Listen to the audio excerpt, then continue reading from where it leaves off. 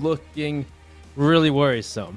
And now we're going to PB's map of Chalet. And last time we saw these teams play against her on Chalet, which was a while ago, you keep in mind, Wichita Wolves won it. But there was a different Wichita Wolves. But Wichita Wolves also plays recently where they barely won it against Nocturnes. Very close, 8-7. But then again, I will say, keep this in mind. Back when Chalet first came out, in various voice calls and interactions with Penguin, all the way back in April, he would hype up PB Chalet. Like, oh my god, we're so good on this map, we prepped it so much. And then they lost when they played it. They haven't played it since then. So if they lose, make sure to clown. I better see some clowning on Twitter, because Penguin has hyped up this map, and if they lose again, it will... Penguin's a good friend of mine, but I will be very amused if that happens again. Not rooting against them, but I just think it'll be funny. Anyways, we have the ban phase so far. So Thatcher, Jackal, Mira, Wamai. Benny, I might be wrong.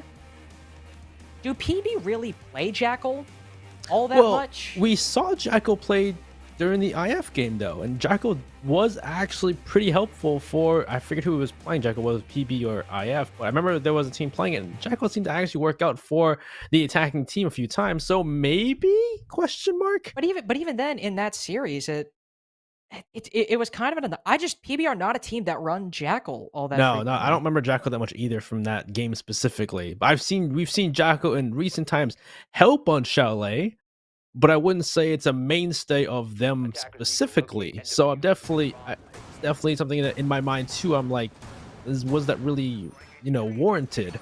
Well, I will say what is interesting though. First site we're going to once again is the basement. Yeah, this is we talked about this yesterday. Basement isn't the best site on this map. I believe statistically it's actually not the worst site on this map, at least in Challenger League. I think Office might be the worst, actually. But either way, this is not the best site on this map. And we talked about how one thing that needs to go right for your team on this site is an efficient, effective, and active roam. If you don't meet all three of those qualifications, if you don't allocate your roamers properly, if you're not actively taking it to the attack or holding the necessary positions, odds are the attack is going to flood the site and win. That's what PB need to do if they want to succeed here. They might not. They might bunker. But again, I have yet to see a basement that truly works based on the bunker. If you don't have a good roam resume, you're fired. Or you're not hired. Basically. But either way, yeah, we saw it yesterday too when they played Chalet. I forget what team it was because I have bad memory, but there was a basement roam, or there was a basement site where they tried the roam, they tried to hold control of dining, but it wasn't really a concentrated roam, wasn't a full court press like we've seen from like a team like Aqualix that's won this site in the past. It was a partial roam, and in the end, they could ignore it, deny the play from elsewhere, and just make sure they don't play the hatch. And as long as you're not playing hatch, once they get into Wine Cellar, you're destroying that red wall from Trench, red wall into Wine Cellar, get the plant down. Now at that point, with all those walls open, the attackers can just watch long angles and stop every single rotate from the defense. So that's why the roam is so important here for the defense, to make sure they don't have a easy time. And there's a player right there.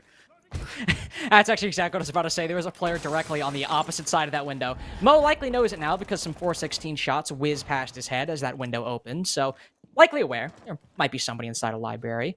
About half the round has passed, but Benny, beyond spirits on that side of the map, there is not a roam. No player sitting inside a dining with the hatch open. No player able to contest the big garage from trophy side. Wichita Wolves have started their attack there. They've effectively cleared it out. But now that they have this map control, a big part of why this site works, preventing this execute from big garage, it's just not a factor, PB, and that is a little bit worrying. They have these Aruni gates to try to stop their entry, but with Ayana on the board, they can take them down. But if their strategy is going for the kills, they have players that can do that. Eska's found Mohesh to start things out, taking him down, but again, with the sledge, is it the most impactful? Because look at operators like Lion still on the board, like Callout, who can use those X-Kairos to open up, say, the elbow wall or any of the walls at the forefront of the attack if they manage to take down those cage charges. They got that kill. I still think it was big, though. It's still a first pick for the roam game, and as long as they keep working off that snowball, this could still work in their favor. It looks like elsewhere, though, Call It is opening up garage for a different angle, because so far it seems like there's a lot of utility and a lot of placement on that Wine Cellar side, which is good, because that's usually the side easy for the attack to open up and create that execute. So, having those open angles, creating it, making it difficult. Oh, right side. God. Ooh.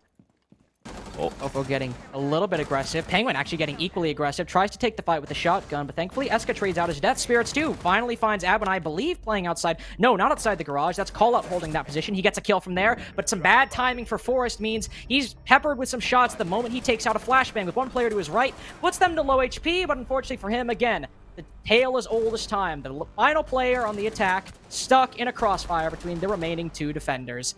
So I will say, Benny, while PB did not have the most extensive roam, they got aggressive once Wichita got close to the site, and that made the difference. That was true, yeah. The fact they had, like, they had all those laser gates, all the runic gates around that wine cellar side made it difficult for Wichita Wolves to really create that presence on that side. And push off Wichita Wolves, make them go for a different angle. And on those different angles, Parabellum players were ready for those fights. So, if anything, the roam wasn't so much there, but it was still a concentrated effort making sure that Wichita Wolves did not push wine cellar efficiently, or at least there was obstacles in the way to make it difficult for them. And once they saw those obstacles, Wichita Wolves like, let's go for a different angle, and you see how that went. Did not go great, and I know the desk mentioned, and you and I did not mention, but Valkyrie was unbanned this game so far. Not only has Valk been unbanned, Eska got a 4K in the first round, and now he's on his comfort op. So yeah, that's a bit worrisome for Wichita Wolves. PB have that intel. As CJ said, PB are some of the best intel. Them as a 5 and them as a team are some of the best intel players and intel team. The ability to play off of them in the entire league. Not only that, but Eska gets to play her. And that's in one of his best ops.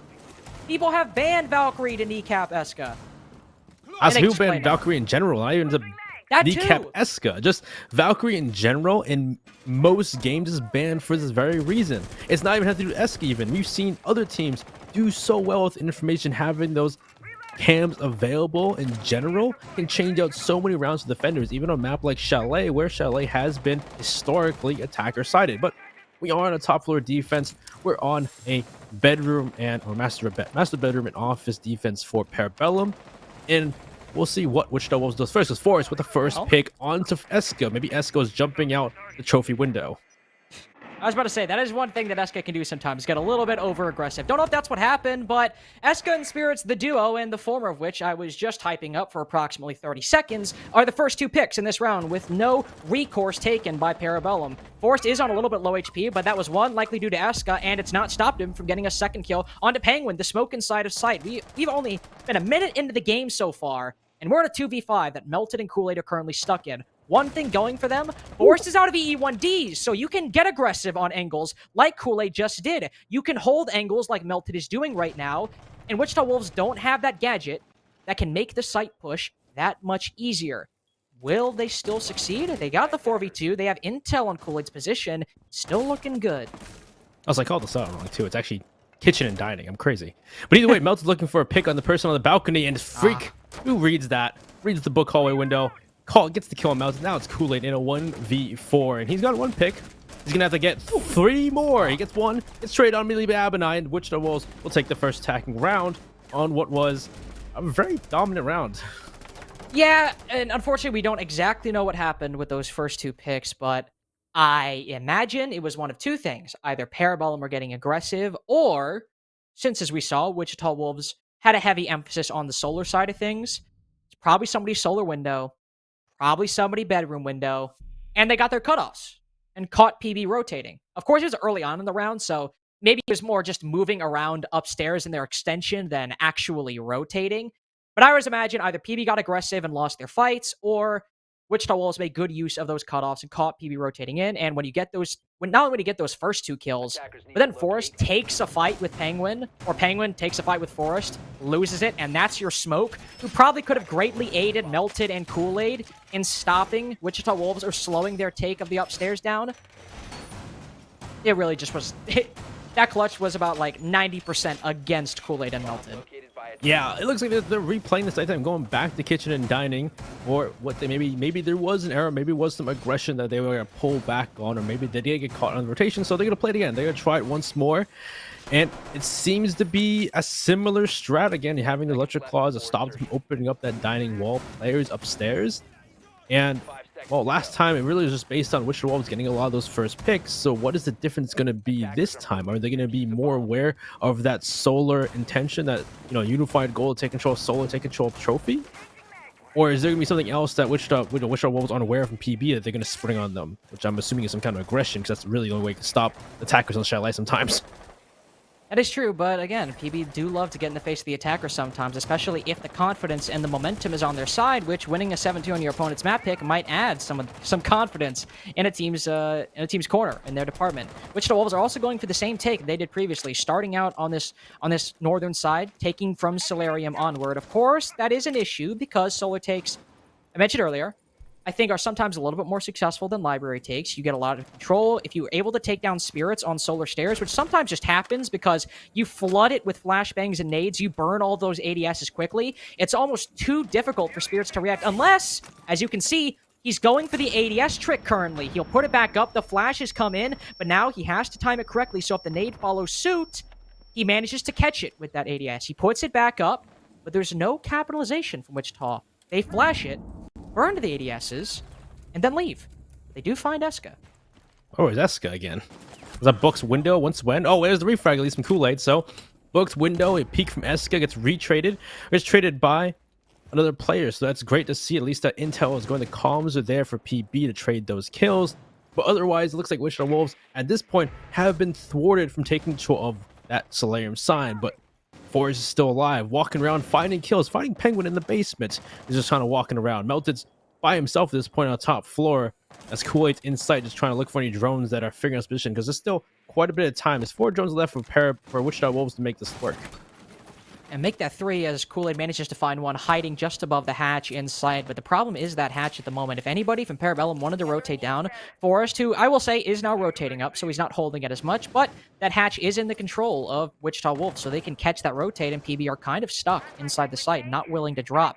Melted is also still holding this top floor. A reverse angle through that shield with one player inside a piano, just narrowly manages to escape that nade. Not cooked, actually, well enough to take down Melted. In fact, he peeks back out, but doesn't hit any of the shots. He just gives away his position. Ooh. Spirits tries to help him out, but there's Abonai to shut him down. Melted will refrag and trade him out and hold fast in his position, only for the moment.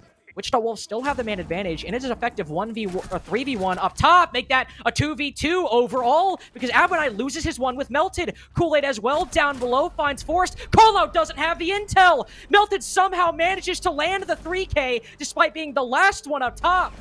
And that is just a major misplay by all of the Wolves. Oh god, the typing is happening. Is there going to be a Levron effect here? I am scared for I'm scared for Wichita Wolves more than anything actually at this point, rather than PB. But great round from Parabellum that round, to tie it up to make it different this round, where they use those ADS tricking to stop a push into Solarium. Having the player on trophy stairs or Solarium stairs makes it very difficult to push into Solarium, because you can't just jump to the window. It's just going to shoot you as you do so. You don't have a buck either, so you can't go below in the garage and try to deal with that player from below. So at that point, they try to flash him up, but you saw he was ADS tricking. He's able to stop them from taking control of Solarium, so they have to rotate. They have to go for that north to south take from Library, push over towards the office area. You just saw time and time again, they weren't able to find the players. They wouldn't find Melted. They were able to find Spirits helping him out in the background without taking damage. And you saw Melted the 3K that round. He was positioning himself so well time and time again, just confounding Wichita Wolves, not able to find him. Because at that point too, you saw the drones. There's only 3 drones left. They couldn't find Melted because they had no drones available to them. That is sort of the problem. And again, also, if you think about it, if Abonai maybe just cooks that nade a little bit longer, Melted ain't alive anymore. So that could be a different round. Ladies and gentlemen, always cook your nades. At least a little bit. Don't just hit G then throw. Cook them a little bit. Sunny side up. Sunny side up. At least 0.5 seconds on the griddle. Then throw it. You might be okay then.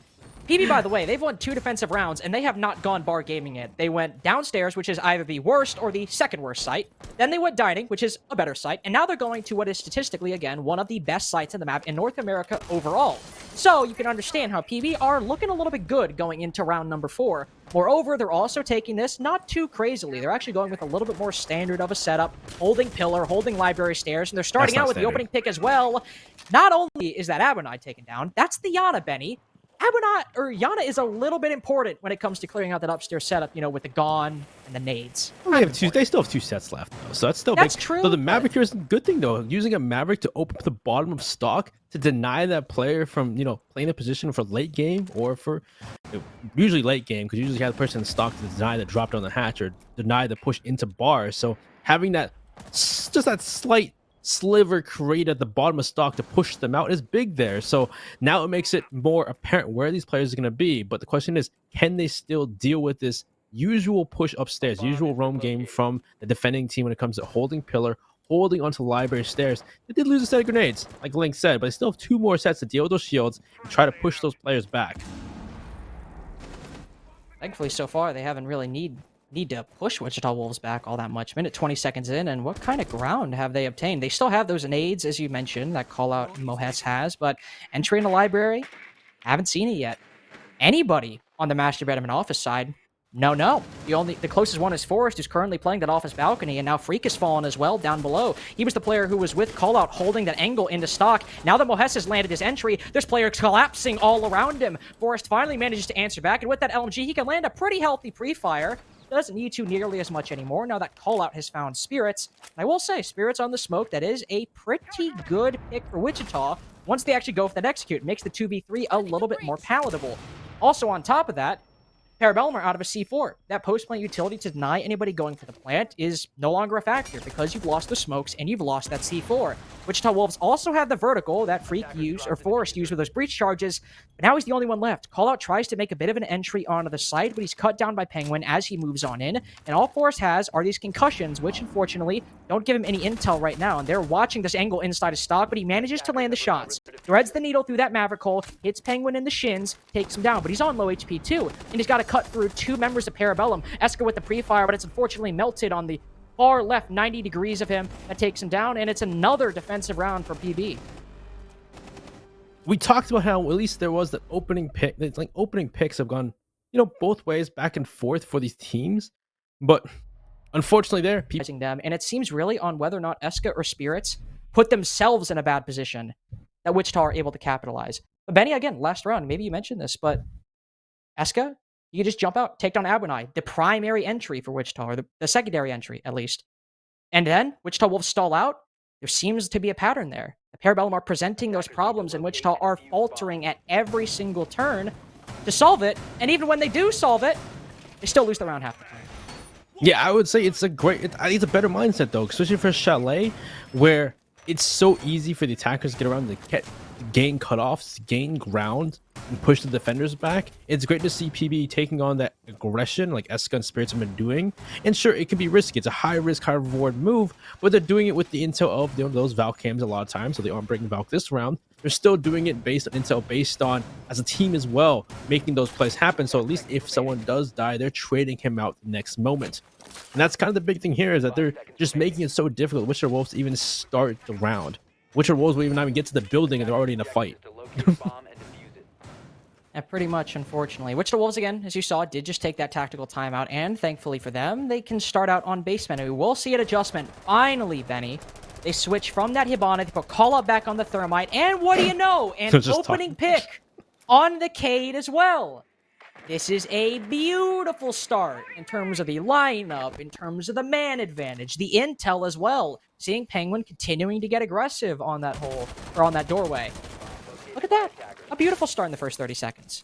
Yeah, last time we had this site, it was a problem. Wichita Wolves really couldn't, work this wine cellar side with an opening pick and the Thermite. Oh. This is perfect for Freak. Freak runs in, but Penguin's ready for the fight. Takes him down. Melted elsewhere. Takes Abonai in the flank. Melted does go down, though. He's been traded out, but Mohes has gone down too. Forrest is just pre-fire the LMG, but there's a shotgun around the corner.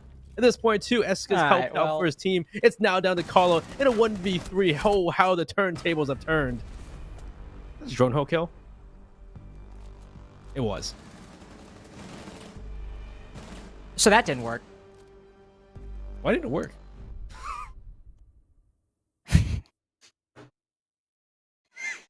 Thank you, Penguin. Thank you for that. So, yeah, tell me, why did that round work? PB always make it entertaining. You can't say that. You can't say they don't. So as you can clearly see, they were like, hey, basement, you can flood pretty easily. Let's just burn the Rooney gates and send it on in. And could have worked. Could have worked. Problem is, while basement might be an abysmal site, you do generally have to do some work on it before you rush like that. Like, for example, clearing out the blue player who's hiding behind a shield close with a shotgun. And also, if you just sprint at him, he can see you. Penguin pre-fires that with the SMG-11, rotates out, switches to the shotgun, and because everyone is focused on just getting in the site with what little intel they have, trying to find Penguin or get the bomb down, everyone else on PB is like, hey, you know they're in the site now, let's just start shooting. They start blasting, letting their pieces fly. And they still try to push Penguin close to the shotgun. And he takes him down. Basement might suck, but you gotta do some work before you flood like that. Some amount of work. Well, this time for real, we're going to Master Office though. I'm not wrong this time. It's like when you're trying to solve a proof in geometry and you have a conclusion you want to get to, and you think, oh, if I just assume the conclusion, it works. It's like, no, it doesn't. Not everybody's gonna get the reference. I don't know math. I'm not gonna get the reference. My bad. I'm taking logic right now. It's on the line. All right, this time we're actually going to Master Bedroom and Office. Not going to Kitchen and Dining like I had thought before. But already the first part, again, is a Solarium take from Wichita Wolves. And of course, Spirits, or actually this time Kool-Aid. Kool-Aid's playing on those trophy stairs with the ADSs to make sure that Wichita Wolves just can't jump in. And of course, he's probably going to be ADS tricking to keep them alive on those stairs. So this play, this Solarium taking Wichita Wolves, has a counter to it. So now they have to figure out how are they going to deal with Kool-Aid. They have no buck. They can't go below. They do have grenades, but they have to coordinate those flashes accordingly to deal with the ADS, deal with the ADS tricking, and then kill Kool-Aid. Which, look at that, Kool-Aid also getting aggressive. Another enemy detected outside. Actually, don't know where that run out was, but Kool-Aid will manage to stay alive for the moment on these Solarium stairs. We did see in their previous attempt trying to take Solarium that he did manage, or Spirits in this case, not only did he manage to ADS trick, but also there was no capitalization for that frag grenade. They actually let the ADSs recharge and didn't try to take it again until later on. Now, they have the opening pick. They've taken down Freak. Eska lands another beautiful shot onto Mo. Maybe a little bit messy, but he uses the Roni. Not exactly the most ammo on the planet. Manages to land the headshot, takes down Mo. We're in a 3v5. Make that a 3v4, as Abonai does creep on in, finds Penguin, again playing aggressive as he usually does, and they take him down. With the bedroom window as well, it's not unthinkable, Benny. It's not unthinkable, especially with Eska on low HP. It's not unthinkable, but the problem here is that what has Wichita Wolves gained control of in the map besides that one kill? You make a compelling argument. They haven't opened the wall yet. They don't have a heart breacher to do so with. And there's only about, there's less than a minute left. There's not a lot of time on the board. That's, I could see how you might think those are problems. But I'm gonna raise you. I don't know, Forrest goes massive, maybe? Oh. Hey, look at that! Forrest does find Eska, who was on low HP. We also see Abonai swing on in. Actually could have managed to get a kill there onto Spirits, who then peeks with the shotgun. I don't know if that was necessarily the play. Could have got the kill if he was closer, but with 30 seconds left, he had equal man count. Kind of gives his life away, in hindsight, at the very least. Kool-Aid and Melted, it's still a 2v3, and as you said, Wichita Wolves have not made a lot of progress, so it's still looking good, but with the final EU1D ringing through, they can freeze them and gain momentum inside the site. Kool-Aid finds one. Abonai not looking towards us, like 10 seconds left, as you said, but are they aware of his presence? He's not looking the right way. Forrest swings out of bathroom, manages to land the shots. Kool-Aid a little bit unsure of where to peek, and an understandable reaction, but it does allow Wichita Wolves to get their second round on the board. Sheesh, man, that was a round that PB looking to win there, because I talked about earlier, there was no utility, nothing left. They had the opening picks they need to give them that advantage. Penguin, of course, died the first time for his team, but it's still a 4v3, and the last three players were out of flashes, out of grenades, because they tried to push Kool-Aid out of trophy stairs with them, and then they just push in. You saw from the first pick goes the way of Wichita Wolves, even to the scoreboard. You see Spirit swing onto the balcony, loses life. Now these last two players, which there's not much. There's still shields, but they're all pushed back towards that, that master bedroom side, so they can't use those shields. They can't use those obstacles created to help them out. They just have to take straight gunfights, and it's 3v2. The attackers have the advantage with the rifles, and you can see what happened right there. They win out that round, which they should have. I was like should have, but could have been a PB round. It was looking like it was supposed to be. Especially with that final EE1D that Force saved up till the final 30, 20 seconds or so. Once they got the man advantage, just made it that much easier to find room inside the site. But now, side swap, Wichita Wolves moving to their defense. Of course, it's always good from Parabellum to move up on the side they're starting out, but a 2-4 on Chalet attack, it might not be their map pick, but still, that's a bit worrying from Wichita Wolves, especially on this map in particular. But of course, we still have yet to see what they can pull out on their defenses. If they pull out a convincing win on, say, Dining, for example, I think we could be a little bit more content that this could be a close game. We see Abernai on Dock as well, not a pick we often see in general, or on Chalet. Maybe just trying to get aggressive. Maybe he's not content with the game he's been playing so far. We could see he's going for a bit of a spawn peek, trying to hope that a member of PB... This is creative, I will say. Almost looking directly down, but I don't believe actually anybody spawned over there. So, unfortunate. Actually, I think... Oh, they pinged it too. Someone pinged it. Oh yeah, they read into it as well. So, good thing Abernai didn't go for that. But yeah, Doc isn't brought very often. Especially a Thunderbird on the board now. Like, Thunderbird outclasses Doc in every manner when it comes to this, this loadout, the gadget. Makes it kind of difficult to bring that Doc, but looks like Abernai is going for the peek out that bathroom window as it's shot out by one of the players on PB. Looking to take a fight with her. On top of it, sees the elbow, sees the shoulder, knows they're there. That's a scary peek to do, though, and I wouldn't personally do this, especially with a 1.5 against the 2x. But so far, looks like he'll back away, but there's still another big window. Again, we talked about last time we passed the Chalet. That big window presence can be a huge cutoff and a great way to deal with the roam on the side of the attack. Oh, wow. And look at this. PB going for a Solarium take. They already have everything. They have that bedroom window, as you said, with an LMG as well. So nobody's getting past that window unless they kill spirits and manage to dislodge him off of it. They also have Melted down below, watching anybody rotating through Trophy. They've already cleared out Solarium stairs because I don't believe anybody's actually looking at it. And Penguin is there, reading Forest like a book. He opens up Garage with the C4. Penguin is there watching. Kool-Aid and the rest repel on in. Freak manages to find one entry in the side, but Esco, who's been in Solarium since the beginning of time, finally gets his kill onto Freak. Mohest flanking on up, whiffs his shots against Kool-Aid, and has to rotate back down to lick his wounds. He will re-aggress and take down Penguin. That was actually Abernai who gets that kill. But in the end, Betty, PB got all the map control you could want to deal with the extension, and they didn't even have to hit the site.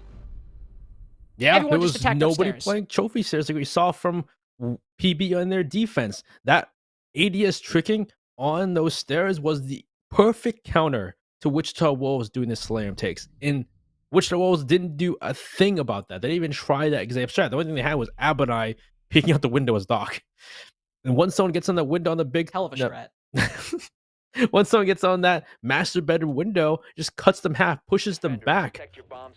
And at that point, having that Solarium control, you just have members push down the stairs, Trophy into kitchen dining, have members upstairs deny the members from rotating back to the way. They have to go all the way around, and you can just start taking fights. And you saw already, Parabellum winning fight after fight against those members on site, or the roamers trying to return back site because they're going to have those cutoffs ready.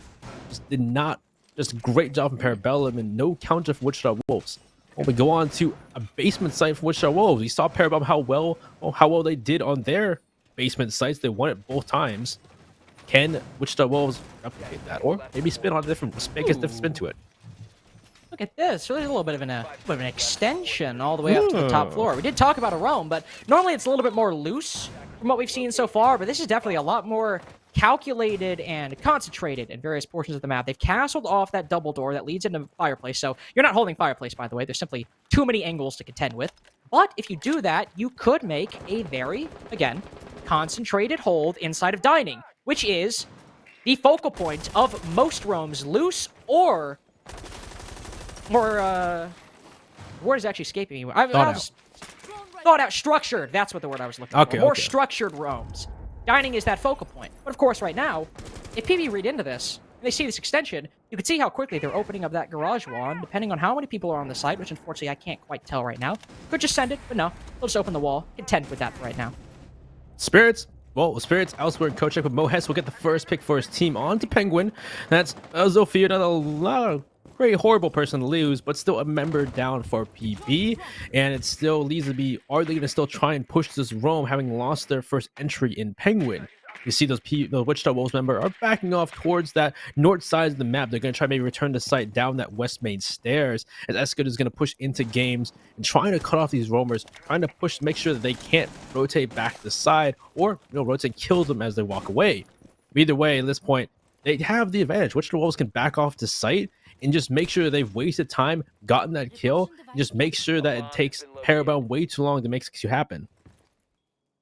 They do, if they are focusing on rotating down that west main window, though, I am a little bit worried that PB might just send someone there to help their cutoff if Wichita Wolves, and then they'll have to win that fight there. And also, they're not really focused on attacking from Wine right now. They're mainly focusing on Snowmobile. That front garage that I feel like is the most well-known part of basement on Chalet. That's the part they're focusing on right now. And now Abonine and Mohes contemplating getting aggressive. You could see Mo open up that hole to shoot the air jab, watching that. Smart play by the castle, working in tandem with Abonine that could throw a wrench and sow chaos in PB's attack. Are they aware? Melted Peaks? No, he's not. Abonine immediately gets that kill. So far, it's been untraded, and it's a 5v3 for Wichita Wolves. Now moving down the stairs, Spirits manages to answer back. He's even working his way into the site. Same with Eska. He peeks, but uncharacteristically whiffs the shots onto Kool-Aid, or onto Callout, I should say.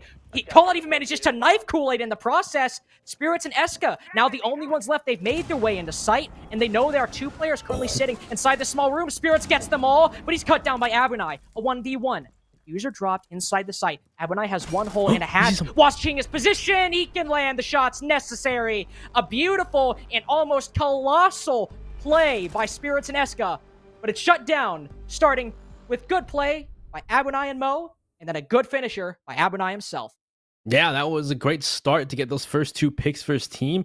It did start to spiral out of control, though. That push on to sight from Spirits, from Kool-Aid, from Eska was great. They were able to deal with the anchors, make it a winnable round for PB. But Wichita Wolves they were able to come back to sight. They knew what to do there. And it was scary there because it was a 1v1 at that point. But, they have the intel. He sees the angles, able to get the kill for Abonine, able to win that round for them. Because really, yeah, that was looking scary for Wichita Wolves there. Just Eska and Spirits just barreling down into sight. They couldn't get the plant down just because I get Kool-Aid got knifed while planting, I'm assuming was what happened. I'm assuming, yeah. Yeah, I'm assuming because he was playing connector and I didn't really know what happened. But still, the fact they had to drop the diffuser, they had no chance of planting the diffuser, so they had to go for those kills. And the rest of Wichita Wolves had positioned themselves correctly to stop that from happening and make sure they win the round out. So we go on to Wichita Wolves' next site of Master Bedroom Office. Yeah, this is sometimes the contender for the worst site on the map between this and Basement. I feel like I think I did say statistically it is this one earlier. But by the way, Betty, just want to highlight real quick. Abonine's actually having a pretty good game so far. Hasn't been the biggest performer for Wichita throughout the playoffs and in general, but he seems to be coming alive on this defense, which Wichita Wolves right now, they need somebody showing up because up until this point, Mo's been dropping a donut, Forrest has been showing up, but now that somebody else is on the board, maybe that's what Wichita Wolves need to maybe go for that full court press in the defense like we always like to talk about. Parabellum also on Master Bedroom Office, uncharacteristic for them, by the way. They like their Solarium takes, but right now, instead switching things over to the library side. Again, not at all uncommon for this map, but a little bit uncommon for Parabellum. No, it's not really that. Yeah, it's not that uncommon. We don't see it very often though, because it is considered the normal strat, really. Yeah, but it's uncommon for PB. They very much like their Solarium takes. They always try to do Solarium. They try something different because most teams go for this north side. Oh, the first pick maybe for his team, but no, he'll walk away. Freak will take a fight. We'll see someone go, nope, I ain't taking any more fights with that. I'll walk away from that fight. Look away. But there's still another player in the basement that we see at the bottom of those blue stairs. This call out with a C4. It looks like I'm not sure how PB have droned him out though. I did see a drone actually was in garage, so they maybe know his presence. But the air jabs too are perfect here. They have the necessary, flank drones and utility to stop call out from flanking. For the moment, at least. For the moment. This is what we want to see from Wichita Wolves, though. Of course, it has to be calculated, but getting a little bit aggressive, getting in the face of PB, presenting them with obstacles, that is exactly what you need to be doing. On Chalet defense, as we mentioned earlier, Penguin will rotate below, see if there's any denial on that wall. Doesn't see any right now, but yes, that they know. They know that somebody might be in basement. That call-out is lurking down below. Does have a C4, could try to use it if anybody's inside a fireplace, but I imagine he's saving it later on in the round. Of course, the issue here, Benny, the moment call-out rotates up, he's got a lot of angles to deal with, and a lot of players all at those angles from Parabellum. Yeah, looks like he's backed off at this point, though. He may have heard the drone, maybe call out position, hard to say, but he's backed off. Looks like he was running back towards Trophy side to go back up those Trophy stairs and rejoin his team on site, because at this point you can tell PB's playing at the moment. Freak goes down there, great angle from Kool-Aid, open up the breach, shooting the piano. Spirits was the first one to take the engagement. Kool-Aid will attack on down Freak, and let's see if they can finish him off with a grenade. Shield goes down too, 2-for-1 deal in that engagement. Mohesto would answer his own onto Eska. Wow. Look at this. Mo is wasting so much time with these smokes. You can see PB is rearing to go. They got that pick. They want to push on in, but now they have to rotate to piano, but so far it's working. Spirits gets a kill on the window, and they finally flood the area, but there's Callout, who's rotated all the way back. Mo has two, both utility and frags. This man can do it all in this round. Penguin will spot the Valkyrie getting aggressive, but him and Mo swing in tandem to cut him down off that big window. Spirits, the only one left. He's been so clutch for PB so far. Single-handedly willed attacking rounds into existence, whittled even lower by Callout, swinging from master bedroom. Callout to his left, Mohesh to his right. Does he have the angles? Not the time, certainly. 15 seconds left. He doesn't pick up the diffuser. He has to go for the kills here. Lands a lengthy pre-fire on nothing but air. He peeks the X-Kairos. Doesn't see anybody yet. One rotating around back to piano. Wichita Wolves are playing this so well. They didn't even peek. They just have to waste time, and that's exactly what they will win it on, closing the gap even further. Oh, that was such a crazy round from these teams, but Wichita Wolves, that is discipline from them to know not to push in that engagement like we saw from people. They get to go to Bar Gaming. Again, another site that we mentioned earlier is sometimes the holy grail, the oasis for Chalet defense that teams seem to win a little bit more often than the others. Wichita Wolves get to go to it, and they had an entire minute to discuss what they want to do for their setup. Well, is it going to be something different, or is it going to be the same as expected when we see this thing? We saw last time with Parabellum, they couldn't crack the code on, Wichita Wolves couldn't crack the code on Parabellum's defense for this bar game. So both teams, I don't know, most teams at this point kind of go for that standard defense where you just hold pillar, hold top of library stairs. And I don't think, really, it doesn't seem much different here as well for them. It seems to be the same old, just hold top pillar, hold top of library, and make sure they can hold off and stop the attack. And what's interesting is, Wichita Wolves in their attack, they try and bypass us by going straight for library, but they really unfortunately couldn't do it. They even tried to use the Maverick to open the bottom of stock to give them an angle on someone in stock, which in the end got Callout killed too, which was interesting. He tried to use that same angle later on the round and got killed by it. So does Parabellum have something in store for this? And even though Wichita was also pushing forward to a little bit farther up onto that big door, pushing into piano. Are getting a little bit aggressive. PB also going for the exact same take they just did previously. Of course, it will be a little bit different as it is bar dining instead of the exact same site, but they will feature a lot of similarities. Getting aggressive on library. Maybe somebody rotating over to master bedroom or office balcony. Try and work a pick there. Of course, that is where Freak and some of his other teammates are getting aggressive right now as they've extended a bit far over to that northeastern side, not letting PB just have it for free if they want to rotate over there. Callout again, also downstairs in the basement. He's going to play a similar role to the Cade previously, but with a couple added bonuses, mainly those Valk camps that he can use and utilize that utility to help his team and influence his decision with that C4 if he wants to go for it later on in the round. PB, we haven't seen anything just yet. We'll see a frag grenade that puts Mo probably about to 75 HP, but it's not successful beyond that. Yeah, at this point, it's only been a minute so far, but Parabellum so far looking to push the library, push those players out. Melted on the cutoff, does heavy damage to Abinite, but can't finish off the kill. But that's library control given to Parabellum, not only given, but taken by them, pushing out those players with those grenades with that pressure. And now at that point, with that control, but there's still players lurking on that far north side. Looks like they're maybe trying to return to site or return to dining for a later flank. As with that control now, what PB can do, they can try to use that vertical pressure against them. C4 comes out, Penguin just kind of dodges it? Question mark? Well, not only does he dodge it, it's shot out of the air by Kool-Aid, and then he repeats the angle, catches the very person who sent it out. He pops the Goyo shield as well, Force standing a bit too close for comfort, but there's that C4 finally flying up into library, takes the two members from Parabellum, getting aggressive inside of that room. Now, of course, it is Penguin, after he used all of his utility, and Kool-Aid on the Hibana, who, while has been this primary support, hasn't been using his utility all that much. And you still have Eska, Spirits, and Melted alive, who all have been putting in the work for his team, especially Eska and Melted.